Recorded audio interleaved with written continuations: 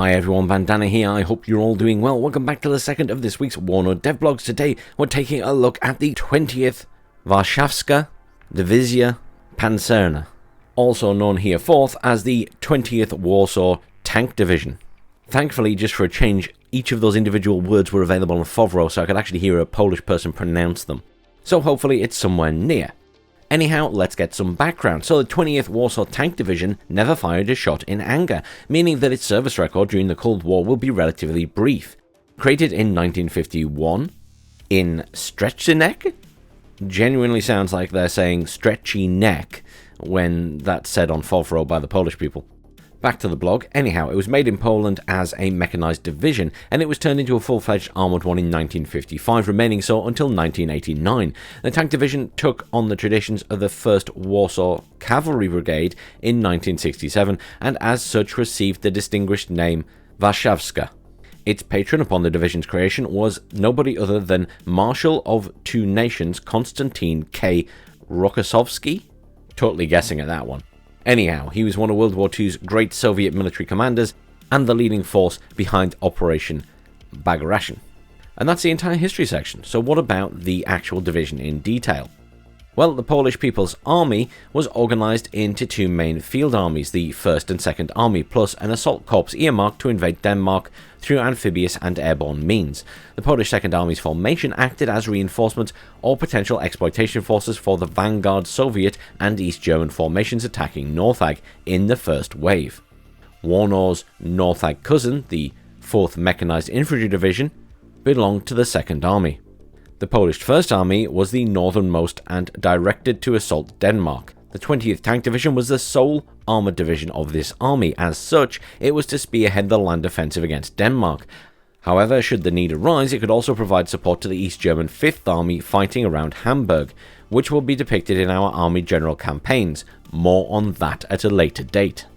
So how will the tabs look for this division? Well, logistics will be an average category, though arguably better than most armoured battle groups. Supply vehicles featured are the GAZ-66 and the new Star 266 supply trucks, as well as a FOB.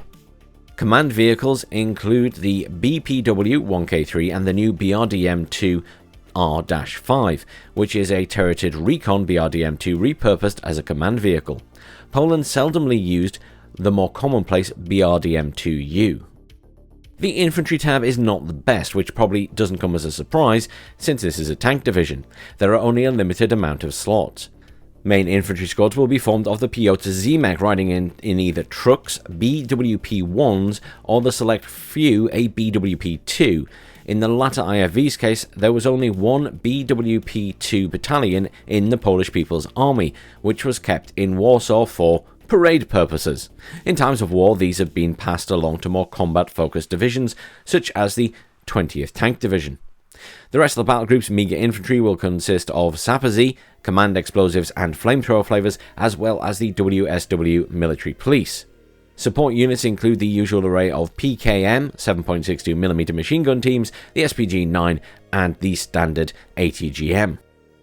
Artillery works out to be a good category considering the nature of the division.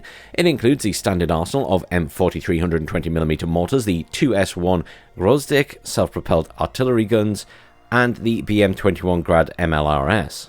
The true firepower, however, comes from the brand new AHS-WZ-77 Bandanner 152mm, better known under its original Czechoslovakian designation, the Dana. This highly mobile, wheeled SPG carries a modern quick-firing 152mm howitzer, and it's also able to fire self-defense heat rounds. Okay, so what about the tank tab? Well, there's going to be some fun stuff here, right? So it's a really good tab for the 20th Tank Division, as in real life it was a mixed division combining T-55s, which came from the infantry regiment, and the more capable T-72 from its tank regiment. This means that the most numerous tanks will be the T-72M and the T-72M1, both in command and regular variants. This armoured force is backed up by a few cards of the cheap T-55A in command, regular and coffin launcher mine-clearing versions.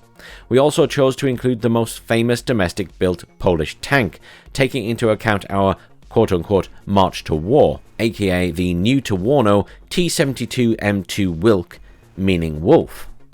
Although trying to negotiate the delivery of the T-72S from the USSR by the mid-1980s, Poland had been secretly working on its own indigenous upgrade of the T-72M1, rejecting the Soviet K1 era as being too flawed. The Polish designers worked on improving the T-72M1 tank with only locally sourced equipment. This includes the very capable Meridia fire control system, sensors, and even the ERAWA armor. In-game, this means that the T-72 WILK's base armor remains unchanged, but it does get the ERA trait, but features a more powerful tank gun with more range, including compared to the East German T-72S, and it has much more accuracy, including on the move. Lastly, the only non-tank vehicle in this tab is the BRDM-2 WILK P. So what about the Recon tab? Well, it's a good category, sharing the same Zwiadowski and Sapri Zwiadowski and the Zemot Zwiadowski. I keep wanting to pronounce it as a W, but it's sort of more as like a V, the same as it is in German in Polish. As well as Special Forces, the ROZP Specjalne. Again, I'm getting that from a Polish person on Fovro, so basically the same infantry scouts as the 4th. The new unit will be the GSR variant of the Special Forces Squad, a 3-man Special Forces team with a GSR trait deployable in either the Honka or the BRDM-1. Recon vehicles include the usual suspect list, such as the BRDM-2, the Radar BWR-1D, which is a Soviet BRM-1, plus an armed Mi-2 US Recon helicopter. Anti-Air tab is a rather standard category, with slots being quite expensive, but some good options available. These are the Strela 2M Manpad teams, plus the ZU-23-2 and the ZUR-23-2S GOD towed guns. Self-propelled variants include the ZSU-23-4 Spag, the Strela 10M, and the Cub SAM vehicles. Helicopter tab is pretty barren, with only a few slots, which are all quite expensive. Rotorcraft featured are the light Mi-2 URP Salamandra with the Malyuta missile, backed with the heavier Mi-24D with its Flangella ATGMs, and with the choice of 2 variants, with the difference being the brand of rockets fielded, the S5 or the S8. And finally, the Air tab, which is a rather average category, with the Polish People's Air Force bringing to war the MiG-21 in AA, there's 2 versions of that, and close air support, again 2 versions, either rockets or bombs.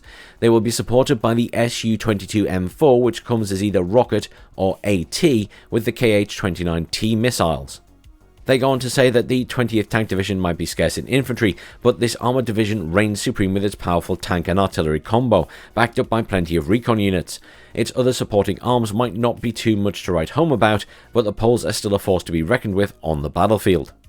Personally, I'm just really pleased to see the WILK has been added, which means we'll actually have a longer range T-72. And that is all for this week. We will be back next week on Tuesday with NATO's US 9th Infantry Motorized Division. Thank you as ever for watching. Please do like, share and subscribe, and I'll see you all soon.